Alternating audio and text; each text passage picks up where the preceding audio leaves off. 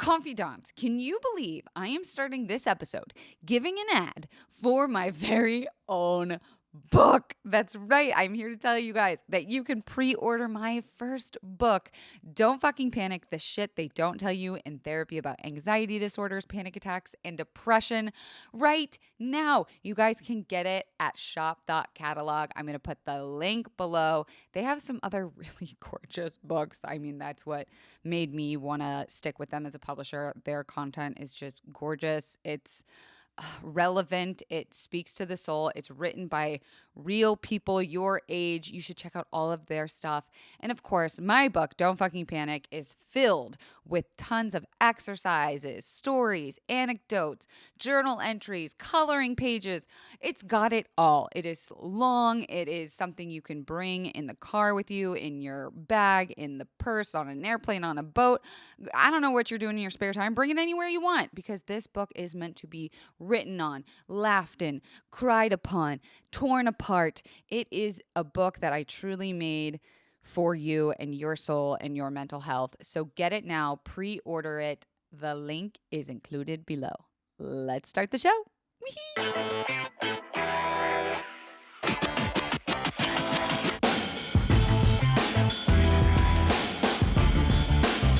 Hello, confidants. Have you missed me? Have you missed my dirty, disgusting mouth?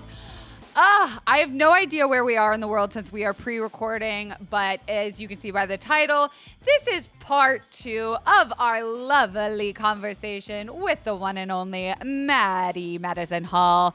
We are talking all things trans life, baby. You are not only a trans woman, but you are a high working professional, viral, digital sensation. And we are getting right into all the things that we didn't get to talk about in part 1. So if you haven't listened to part 1, pause this, go back, check it out. Maddie, thank you so much for joining us again. This is my first 2-part podcast episode. Oh, I did not realize that. Oh my God, so special. Yeah, I'll take it. So in the time since we talked, it's been a couple days. You got a dog. You got a corgi. And we just want to highlight that. I did. And I've sent you a bunch of photos. Yes. And I ruined one of your interviews by accidentally sending you. Oh my God, this is so funny.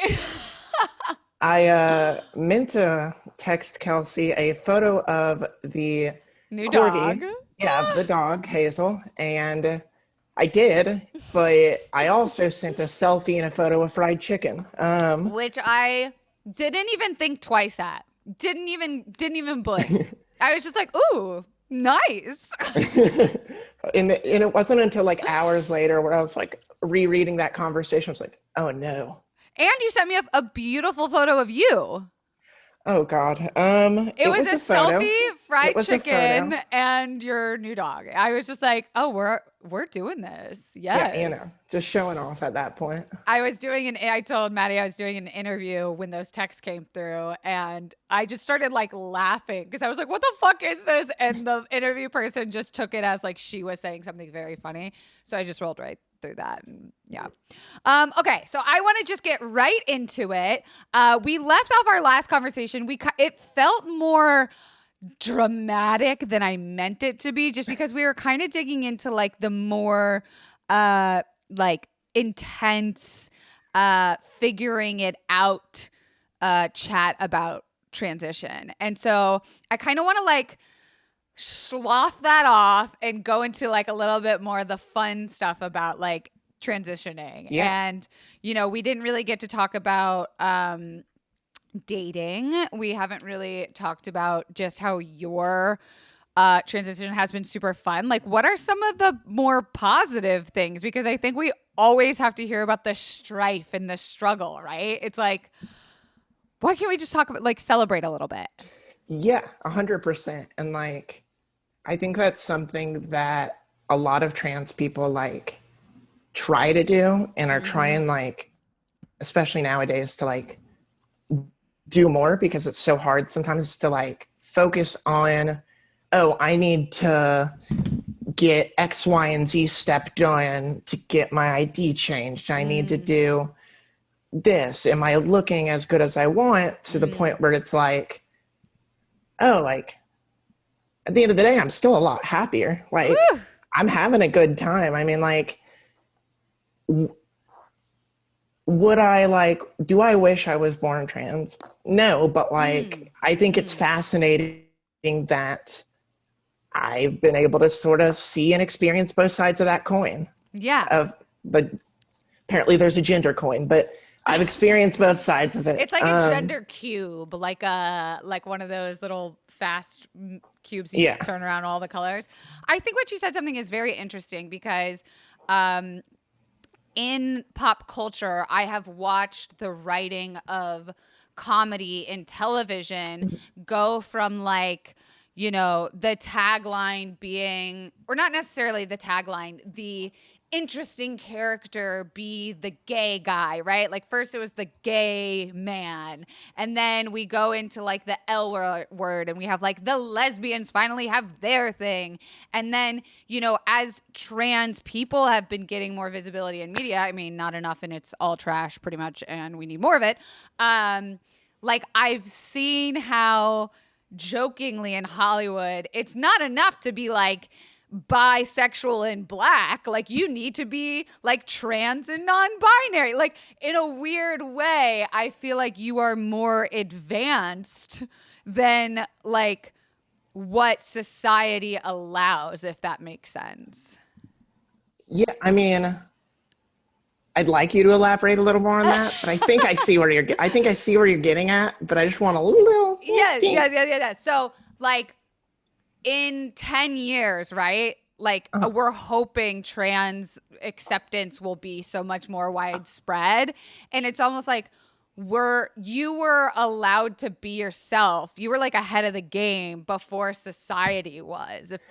Was that any better? No, it's better.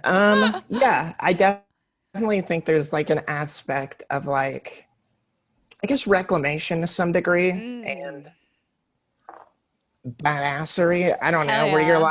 you're just like, but I think every trans person has to, in my opinion, at least in my experience, has to get to a point where they say like, whether or not these barriers and state governments or government or shitty societal people, whatever they want me to do or have me do, like it doesn't work or it doesn't work for me. And there's a certain point where you'd have to just say like, all right, then fuck it. Like, Yeah. and that's hard because like, I want a job. I want community. I want friends. And it's like, is that going to get shifted? Is that going to change? Yes. But like, I have to be able to live with myself first. Did it feel like starting over, like in a way of like coming out, right? Like my bisexuality was so stretched out over time and it never felt like dramatic. I never had my like coming out moment, right? But one of my best friends was presented straight for 30 years and he came out when he was 30. And then it was like, oh my God, he had a completely different life. And it was like this beautiful rebirth. Like, I don't know. Did you feel like that for you? To some degree, I think it's really fascinating because you'll see what a lot of people and a lot of trans people will say in their like coming out letters is like, or when they're coming out to people, etc. Like a common line is like I'm still going to be me. I'm still the same person. Like I'm still your goofy daughter who loves football, you know, shit like that. And yeah, like some of those things are the same, but going to your friend's point, like when you hide yourself for 30 years, 20 years for me, etc., it's like, you're going to change in ways you don't expect just because you're hiding those parts away from yourself for so long. So like, did I know I was gonna, you know, like enjoy certain aspects of femininity or other things like that? Like, I don't know. Like, I probably not, but like it was lesser. It felt more like that was because I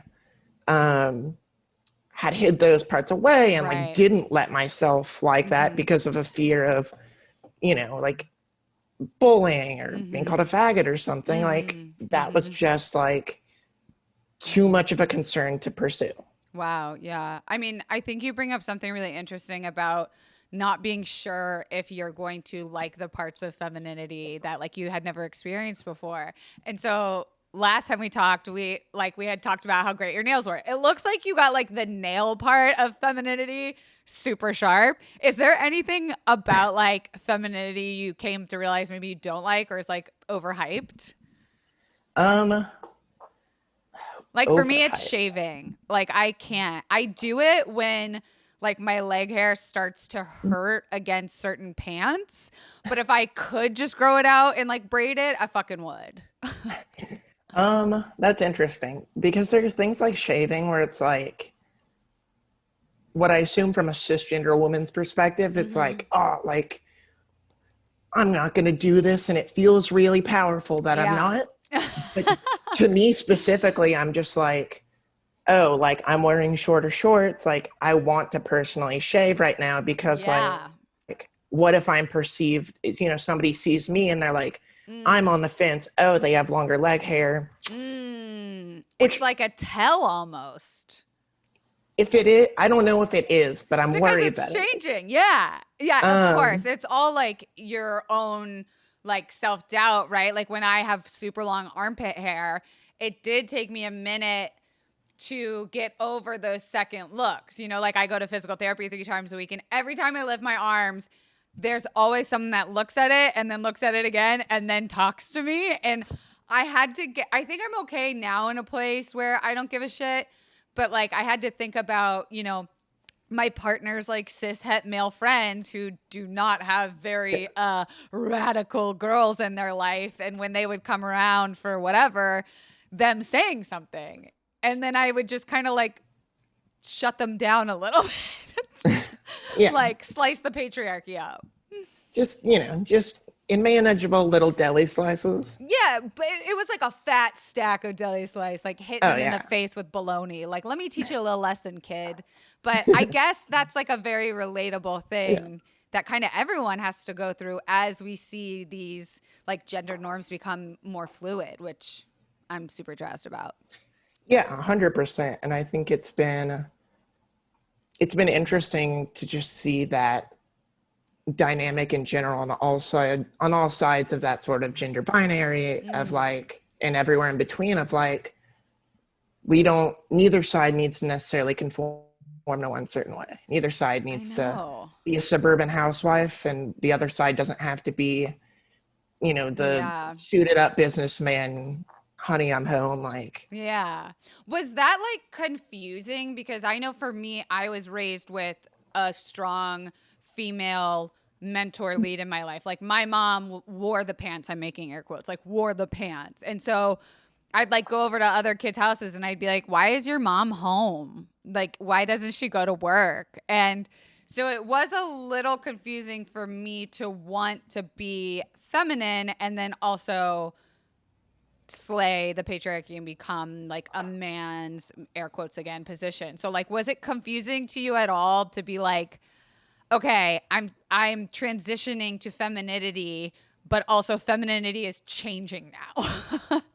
that's a really good point that I hadn't like considered, that I don't think I've considered like Mm, explicitly and directly. mm, Um, I mean, I think it's gratifying and I think it's mm. really good Yeah. because like when there isn't that one direct standard of a woman, it's like, okay, well, if I don't fit that one standard, Right. like gives me a lot more room to, it's a lot more wiggle room. I'm not Yeah. a 5'6" petite woman. I'm, like probably, I'm more like 6'1", like, Mm-hmm. etc. Like, Right. And like so yeah. making that normalized. Like I feel, I mean, I don't know. I'd be curious about your opinion. Do you feel like now is the best time more than ever to be coming out as trans? Or is it fucking worse because I know you can't really talk politics, but oh, who's this that joined? Oh, Hello, Zach Hi, what's up? Kornfeld, joining our little Zoom here. How's it going, Zach? Are we live on a pod? We are live on a podcast. And surprise, Maddie, I know you just love Zach's ankles. So I do. I thought I would bring in the body of Zach. Wow, there they are. I woke wait, up Kelsey, and I was go on, Zach. I was told that Maddie hated my videos, which is why I came here to start beef. Okay. No, I totally didn't wake up this morning, watch your mental health tripod, and think about how our OCD experiences in middle school are similar and different. I didn't do that at all. What? Oh, no shit. I have not First of heard all, this. thank you. Yeah. First of all, thank you for the plug. Of course. Check out That's an Zach on ad. the tripod. But yeah, no, I mean, that's something that like probably late elementary school, early middle school, I definitely struggle with a lot. A lot of like I rub my hand on the table. I think I scratched it and I need to tell everyone because I'm scared to like bullshit like that. And then when coming out as like, and then with like coming to terms with my own trans identity for so long, it was just like, holy shit, at this point, I have zero idea if this is just some OCD like trigger that's like, oh, wow, keeps coming back, because it would be something that I think about, I push away for like a couple months and then it comes back in full force. And I was just like, I can't imagine how hard that is to have, identity compounded with the very overwhelming stress as it is of just, what is it? The brain quirks of OCD, man. Oh man. It was so debilitating and distracting for me, especially during middle school. I just wish, I'm lucky that I found out about OCD at all at that time. And it sounds like that you did a little bit too. But like otherwise I would just be lost in my brain and think that something was deeply, profoundly wrong with me, but I just couldn't concentrate. I couldn't do anything. I didn't know this about you, Zach. I'm an endless box You're of, an enigma. of mystery and intrigue. Yeah, Also, yeah. I like your haircut.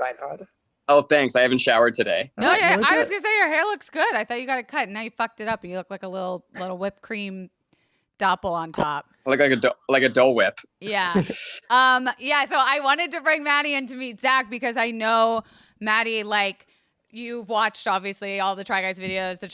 Zach's like my most famous and rich friend, and I figured like no shit. this would up the views of the podcast maybe. But I love that we're talking mental health for a second because I feel like that's such a part of like trans identity too, is like making sure there's support for that. And I wonder, Maddie, if you could talk just a little bit about like, was that there for you? Is that something you're passionate about? Does the world need to like listen the fuck up?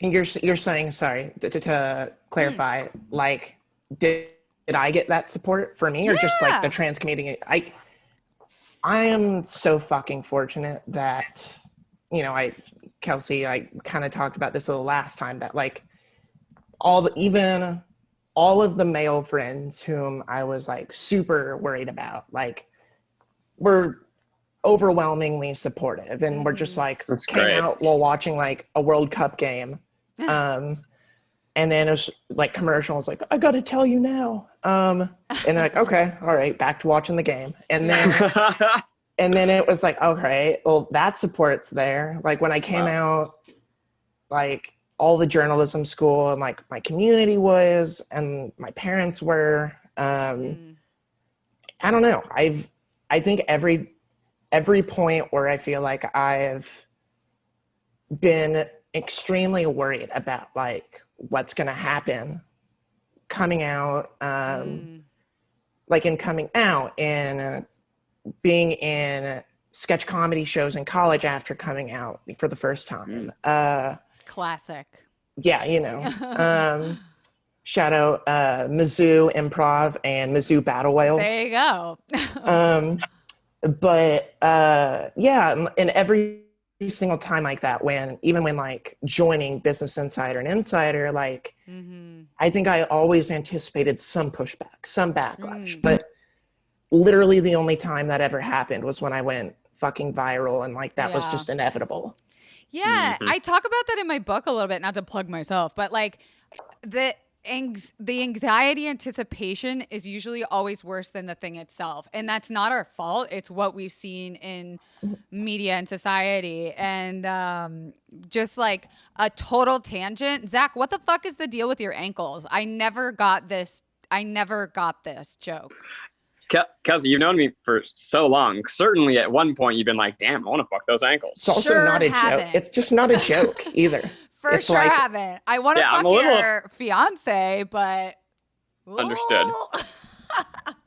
This is a long-standing fear of mine that Kelsey will someday steal Maggie from me.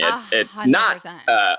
It's kind of a when, not if situation. Absolutely. Yeah, but like the world is progressing. Like that might be cool. Like that might be a hot thing one day. You know, See, like the danger was, I thought it was Keith's wife taking her. oh, do I have a That's competition? There's a lot. There's a lot of people who are trying to take Maggie from me, and I frankly don't stand a chance. You locked her down. You locked it funny. down. I did, Yeah. but now you got to keep it. You got to keep water in the plant. But that's what I'm saying. I think society will progress to a position where like it's not going to be weird that we're like a throuple of friends that I also fuck your wife. Like I think that will just be like she'll be like my gal pal. You know, we'll go shopping. a throuple of friends where you and I have no physical connection whatsoever. Especially not with your ankles, whatever the fuck is going. I do not have like a foot thing. Oh, It's not a foot thing. It's an ankle thing. What's it's a different part of the body. The difference. About a couple inches. Okay, well, I heard, I don't know if this is true, so please don't quote me, but I heard that in your brain, the pleasure center is right next to the recognition of foot center. So that's why some people have a foot fetish and it's like really fucking intense because your wires are like so crossed and it's not the person's fault. Does that make sense? The recognizing foot center? That's a region of the brain? It's a whole quarter of your brain in the hippocampus. I'll take it. I'm lying. I assume. I don't know. I think that foot fetish, I feel like, must be one of, if not the most popular sub attractions, right? Oh, I have a It seems to question be, for both so. of you. Would you ever get an OnlyFans? And if so, what would you do on it? Only if I wasn't in a public eye anymore, like in journalism. Like, Fair. You're a business lady. You have to be kind of profesh. I mean, I have multiple friends who are on OnlyFans who are among, the top blank percent, whatever. Shout out to the girls out there. Yeah, hell yeah. But like, I'm too scared to. I mean, like, I think that's a reasonable concern, just from a like journalistic thing. Yeah, but you can't. That is something that you can't be both. You cannot be a respected journalist and a top OnlyFans participant.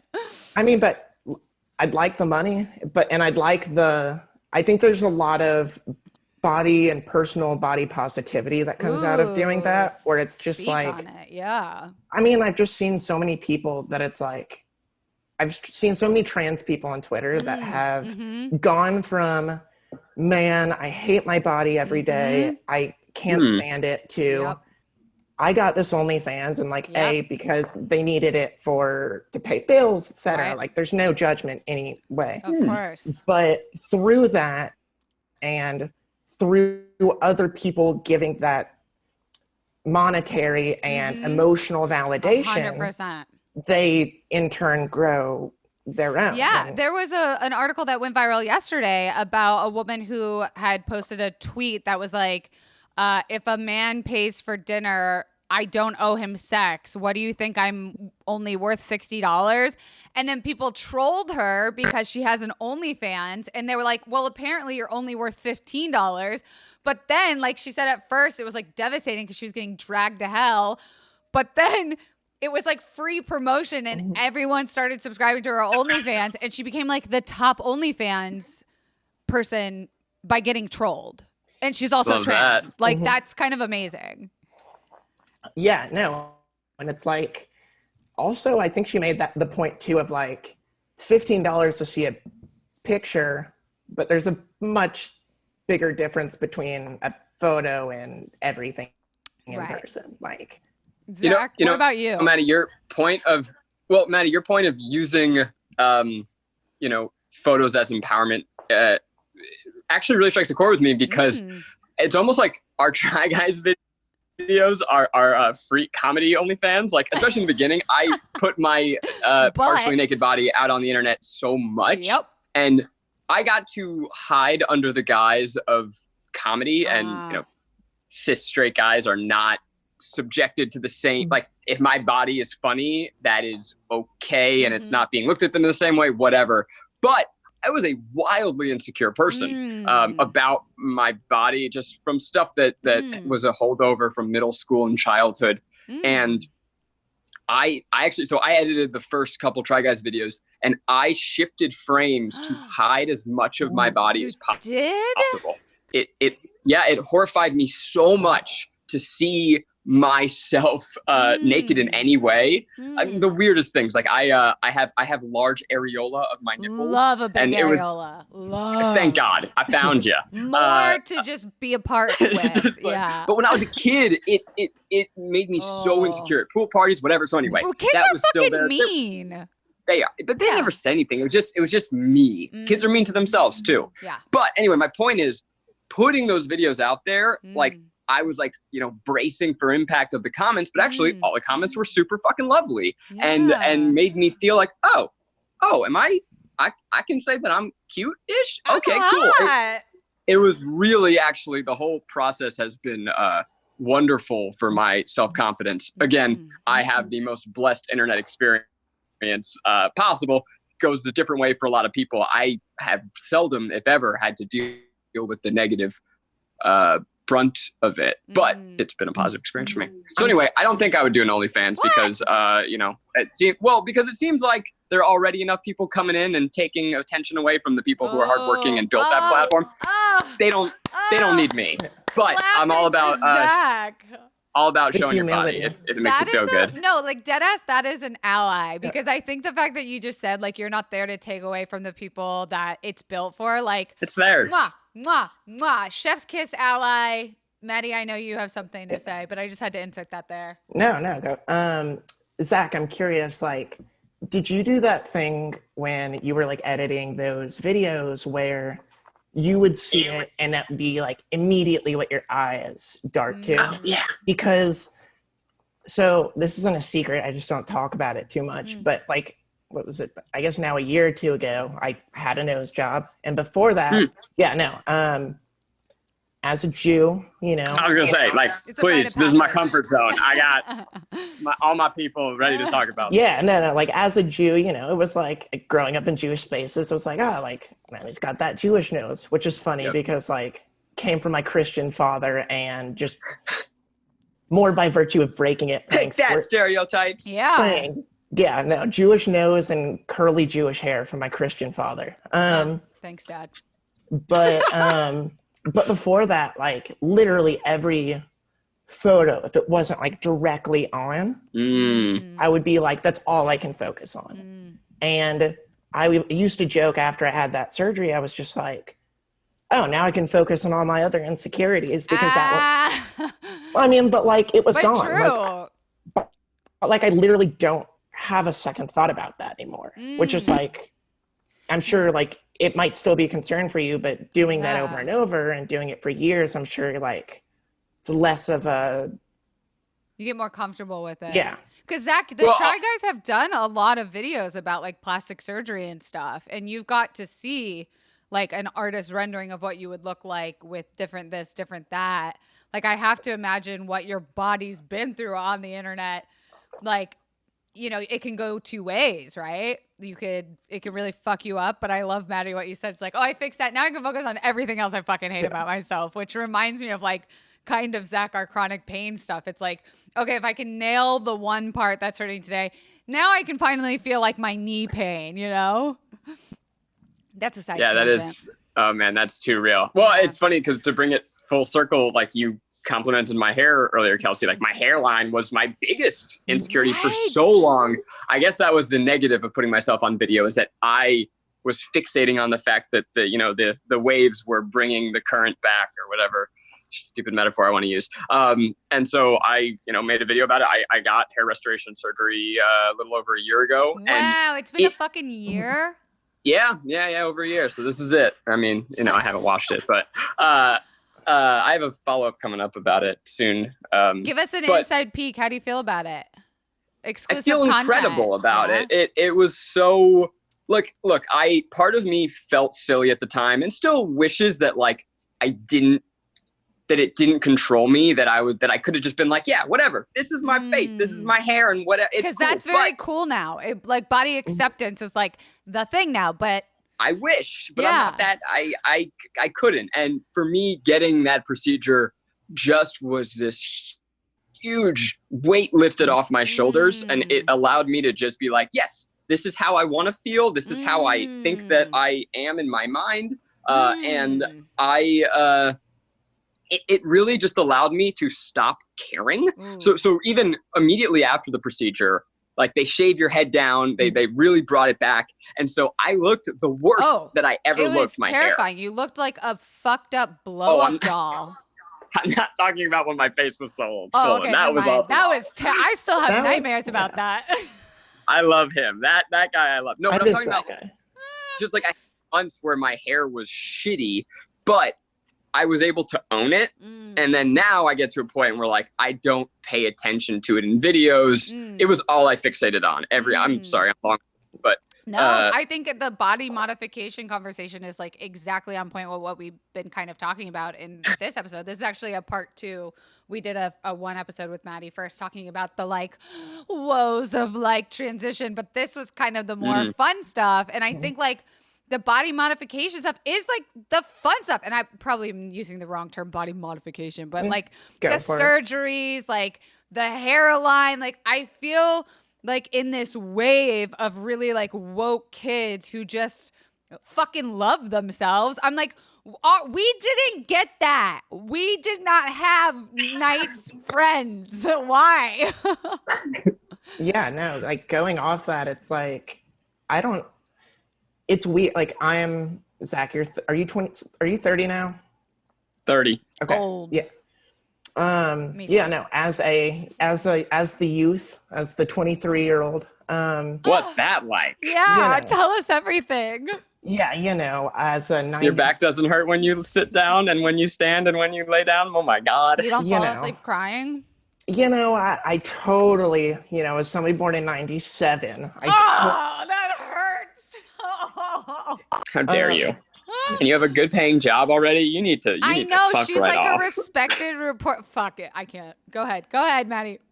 I mean, I do think there was concern. I mean, I thought there was a lot of concern and worry about what will my friends think if I say I'm going to get a surgery and this and been nothing but supportive. And I don't know if that's just maturity or just the generation, but wow, I've saved up money to hopefully get a boob job at some point. Yes. But I'm that's also a job or not a job, a surgery that gets sort of negative press.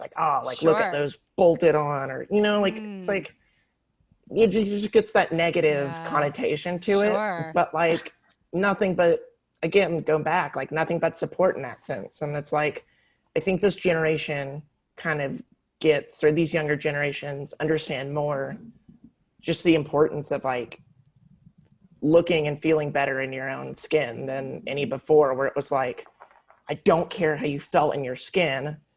You just need to conform and be presentable so that when Karen comes and visits the office later, she doesn't get uncomfortable. Ugh, fucking Karen. You know what's fascinating? It pains me to say that we're different generations, but we're slightly different generations. We, I think, grew up in such a response to this the photoshopped age and the model, times where we had to tell everybody, love yourself for who you are. You don't need to change yourself because of the images that you see. But then the reaction to that is, yes, but it's okay if you want to. Yeah. Like if you want to for you. Right. So I think both things are true. Like we are overly manipulated by the images that we see, and especially now with social media, like we are all used to putting filters on our faces and staring at our faces in these like wide angle lenses that are horribly unflattering for every single person. Yeah, but your glasses look good.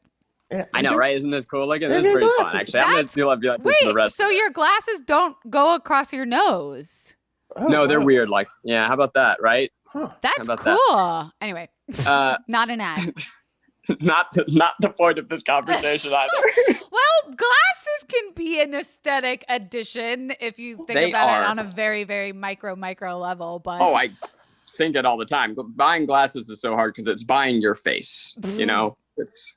yeah. I look very different without my glasses too. A lot of people like, right? It's It's like weird. Superman I don't know. and then Clark Kent. I all my You're life, being maybe very I'm nice, over. Maddie.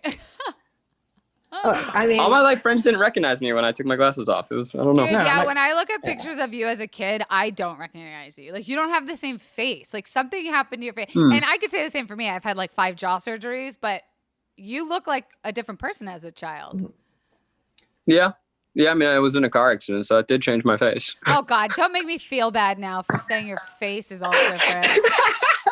Maddie, I'm curious, like, how you feel about you looking at your younger photos, right? Like, when I look at Zach's, I'm like, oh, God, that could be anybody.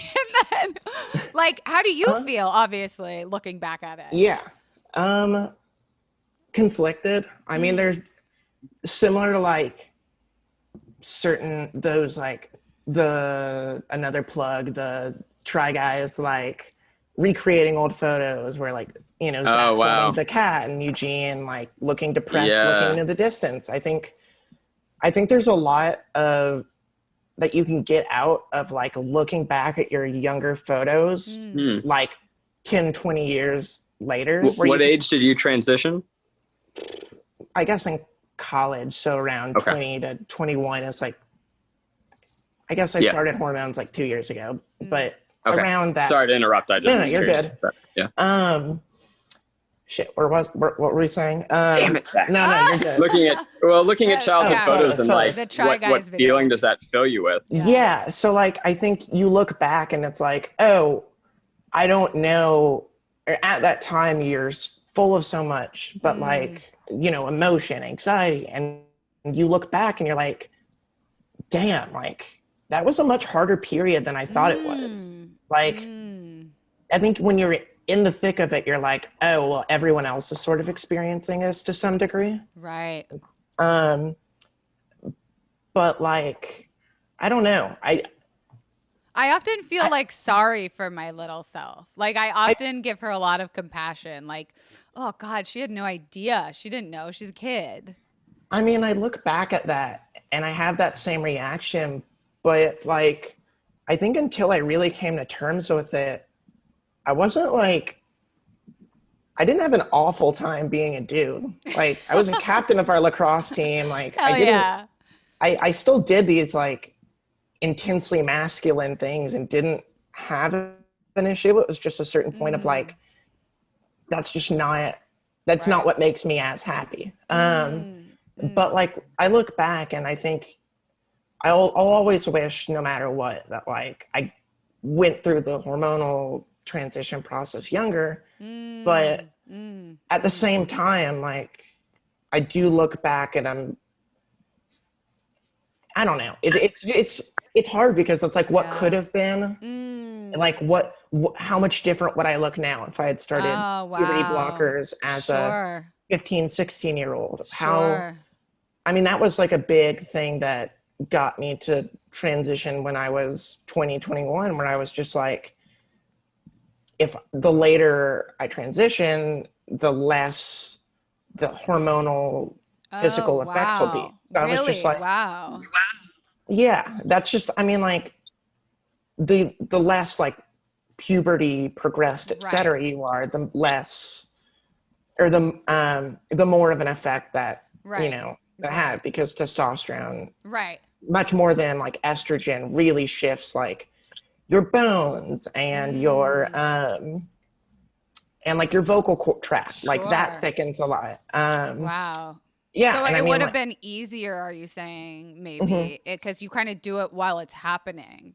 it's why like if you ever hear somebody talking about like facial feminization surgery, Yeah. which is like it's not one specific surgery, it's usually just like a host of different surgeries that somebody might decide to do to give a more feminine appearance. Right. But like a way I saw it described recently that I really enjoyed was that it wasn't like to make you look better or pretty or whatever. Right. It was to like literally erase the damage or like effects of testosterone. Wow. That So does change the perspective. Yeah, it's not, oh, I need this to look cute. It's, I want this. This is a medical necessity because testosterone changed me when I didn't.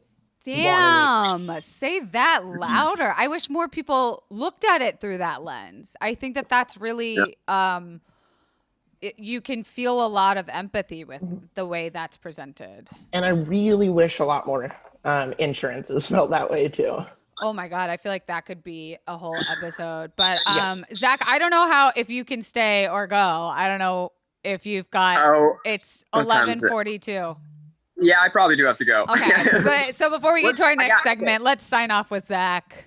What's our next segment? I want to know what it is. We're going to talk about dating, and you're not going to be here, so you're just going to have to listen to the episode. Well, I'm also whatever, Maggie.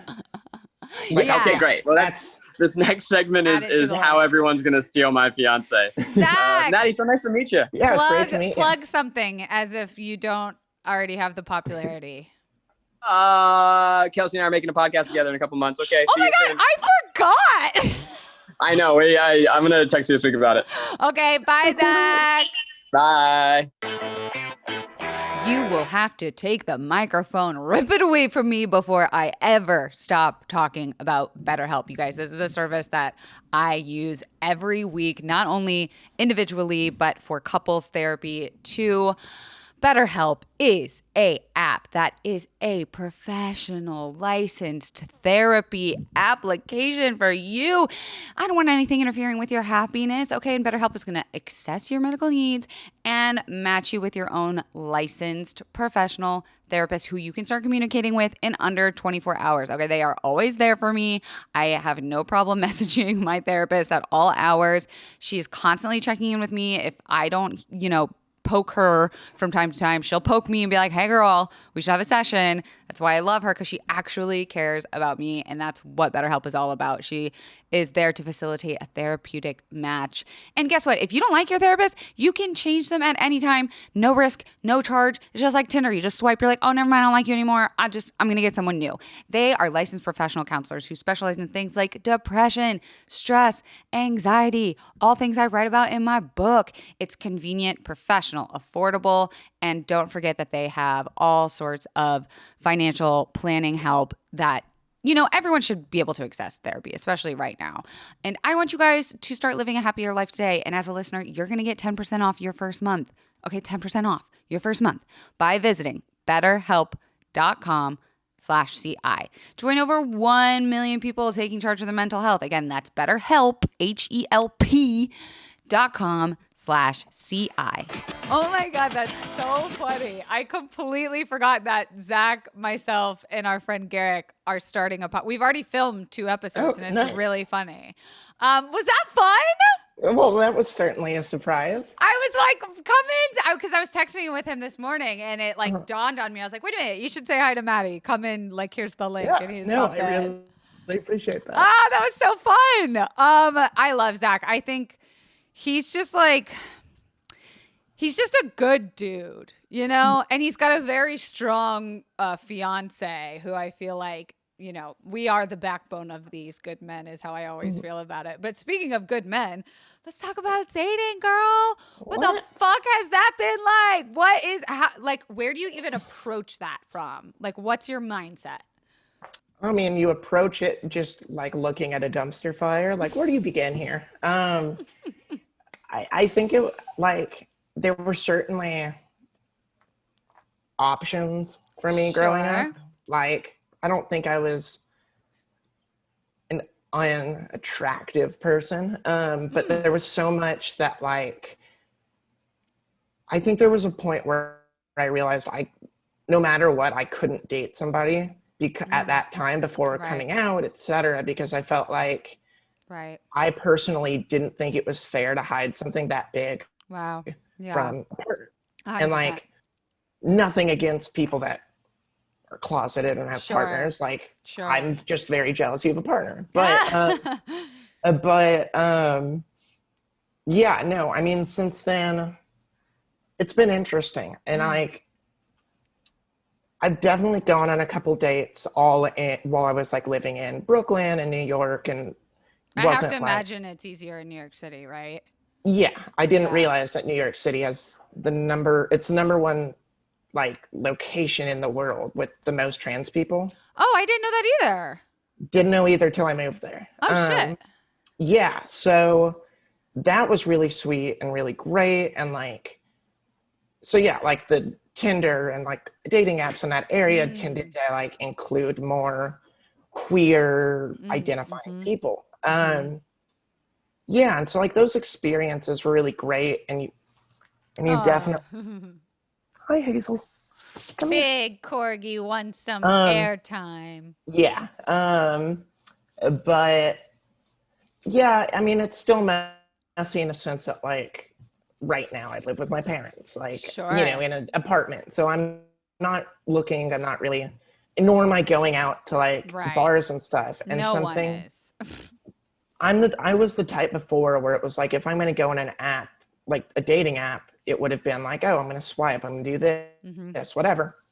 But now it's like, as a queer person, and especially as a trans person, there isn't like a good, or it doesn't seem to be like a good outlet, app, etc. Like, it really is.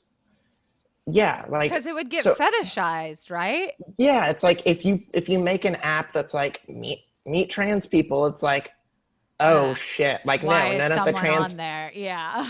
Like if I wanted that, I would go on Grindr because and but like, yeah, it's just hard. And then it's like if you're on Tinder and you turn it on, it's like if you put it in your dating profile, like some people I've seen many documented experiences where trans people were openly trans on their dating app and got reported enough that they got banned from Tinder. You're kidding. No. Did Tinder like pay for that or say anything about that? Not that I know of. I mean, it's just the point where like, it may just be an automated response where if enough people report you. And that's just like transphobia at its finest. Yeah, where it's just like, didn't do anything wrong, but I don't want to see it here. And then therefore like shifts how the app, you know, is. And so like at this point in my young life, I'm just like, there's nothing more. It seems like the best way for me moving forward is to like shift that focus from an app to in-person, queer connecting, networking to like, hey, this friend set me up. Oh, I met this person through this person. Like, I trust you. Right. Because it feels like there's much more trust that's necessary 100%. now. Yeah. And I think like it's a tough time for everybody to be dating. And like, we don't know what the future of dating is going to look like in a weird way. I think maybe like the universe has given us all a little bit of time to like solidify who we are and what we want, right? Like I think there was a study that said people are now finding out like what means more to them than anything. Like, oh, they're spending more time with their families now. And so they're like, oh, holy shit, I missed family time. And it's like, I think in this COVID situation, maybe it's like a blessing in disguise in that, like, it sounds like you've already figured out a little bit that to you, an in-person, trustful meeting is the best way for you to date. And I think that that's wonderful because you also probably entered the dating scene with the option of apps being like the only way people meet. And that feels so limiting. And it does feel like it could get fetishized really easy. And I think in moving forward in dating for everyone, it seems like in person feels more desirable just because now what we've been through the last year, people are going to be like dying to go out on dates. Yeah, I've sent enough messages like I want a human touch connection now, and I'm just like, that's not there. What's the point, really? And have you ever had any like bad experience? Because I have to imagine like on dating apps, people are real fucking bold anyways, because it's either like I'm trying to fuck or like I want a partner. Like, have you had any bad experiences where it's shaped the way you think about how you present yourself on the app? Yeah. Like are you familiar with the app Her? I believe it's called. Yeah, so like that was an app I felt like was pretty accepting, and it was how two really close lesbian friends of mine met in college. And yeah, so like I had definitely tried that at one point, and then while I was living in New York, like got a little more confidence. It's like, let's do it. And, you know, I was matching with people, but there were a couple of times where it was like, no matter what, it feels like there's that elephant in the room where it's like, okay, like, just gotta ask, like, do you know, are you cool with this? Like, so you put it on the table. Most of the time, I feel like I have to, just because I need that confirmation that, like, I need to know if this is a deal breaker or not, because my time is worth more than that. God fucking damn right. And like, I think, like, I don't know, maybe I'm just naive in thinking that more people care less now than ever before, right? Like, I would think, but you're like, also in Texas right now, so I cannot confirm. I mean, yeah, I am in Texas, and then I went to school in Missouri. Missouri, and then yeah, so like I will say Houston's pretty liberal, like blue, and you know, supportive of the queers. But yeah, no, like it's definitely different, and it's definitely different knowing that you know, that like you might not get that support everywhere. I don't know. I wonder, we've already been talking again for almost an hour. I cannot believe how quickly our conversations fly by. I wonder, you know, to like have a wrap up, if you could say something to the confidants who are listening about, you know, people who are kind of accepting their identity and wanting some like guidance on where to even fucking start in your journey. Like, if you had any tips, tricks, and advice. I mean, first, my DMs on Twitter are almost always open at by Maddieh Hall. I try to help answer people. Just be direct in what you're asking. Don't say like, hey, and that's it. You know, like the worst. I will never answer a hey. Yeah. But like, yeah. I'm trying to think. I mean, one thing I think is just to like start following some queer creators. Like, I think something that helped me a lot at the beginning in accepting myself, etc., was just like seeing other people on YouTube, on Twitter, on I guess TikTok now, where it was just like big time. Yeah, no, my TikTok's all like trans stuff now. But like seeing yourself who are represented and like and levels of success too, like that helped me a ton. That's I mean, a really good one. It's hard because like, you know, different ages, different experiences, and especially like with COVID, like certain groups don't meet. But like there are tons of like discords as well.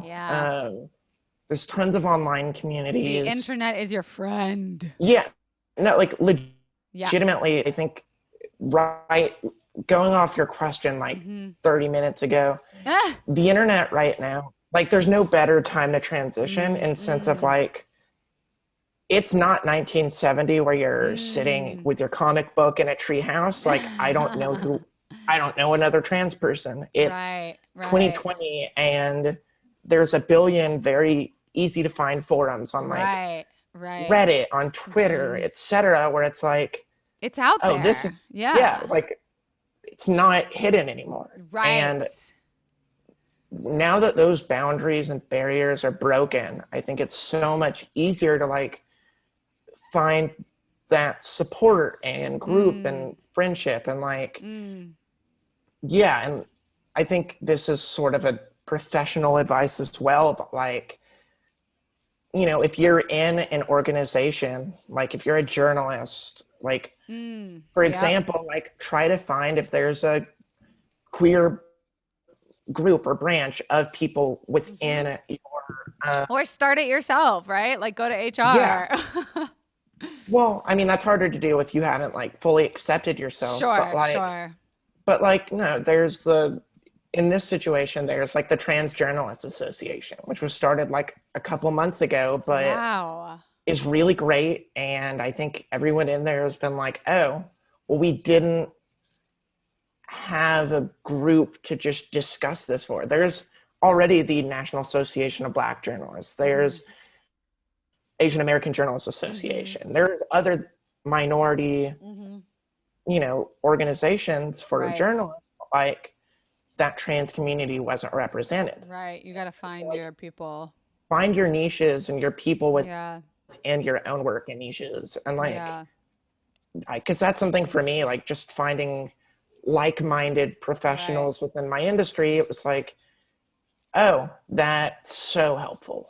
And I think that's like good advice for like cis listeners as well. Like, I think like when you were saying like, in my head, it just popped up like, get more trans friends, y'all. Like, it's 2020. There's no like what you said struck me when you said like it's not hidden anymore, and there's no reason why you can't educate yourself. I'm talking more to the cis listeners, but there's no reason why you can't surround yourself with more trans media and experience just because like you fucking should. Well, shit, Maddie, this has been a fantastic conversation. And I hate that I have to thank you for your bravery for talking so openly about it because society, but like, honestly, thank you for being so open and such an advocate. And also for doing the journalistic work that you do. Everyone should definitely go follow you on Twitter right now. If there's anything else you want to plug in where people can find you, please tell us. On Twitter by Madison Hall. My author page on Business Insider, and you know, you can also find that stuff with, you know, my interview of Kelsey. Yeah, go read our interview. But I don't know, but yeah, I guess that's like my only real plug. Yeah, honestly, because she's a professional. Don't forget, audience. But I love that your DMs are open, and thank you so much, Maddie. Confidants. You all know what I'm going to say. You can rate this 5 stars on iTunes. If you're not going to give it 5 stars, please don't rate it at all because I am very sensitive. Go pre-order my book if it's not already out by now. And go follow Maddie. Thank you so much, Confidant. See you next week. Oh, and we ended on the corgi. Yay!